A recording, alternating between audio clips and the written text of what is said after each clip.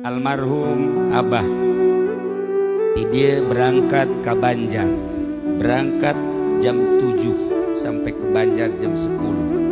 7, 8, 9, 10 hanya 3 jam. Kaget dia berangkat saat eta jalan itu terlalu bagus tapi 3 jam. Kaget ku lagi ke ngaji Abah datang, ya Allah percaya tuh percaya. Begitu pulang menghampiri diajak dahar kurang ke Jogja, berangkatlah jam 11 di Banjar ke Jogja.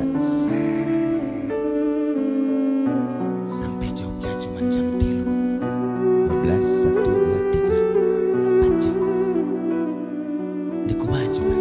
Iya babacaan eta, babacaan eta dipraktekkan ku kula waktu guru kula di Garut maot ajengan Abdullah boga ijazah ti Abah berangkat ti dia baca ku kula 2 jam sampai Garut.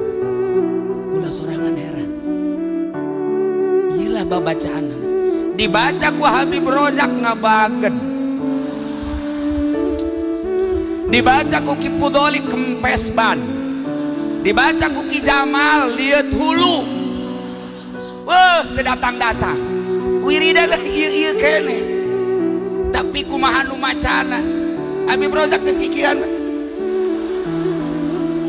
kadena aya kula disungkurkeun ngaguling ka empang.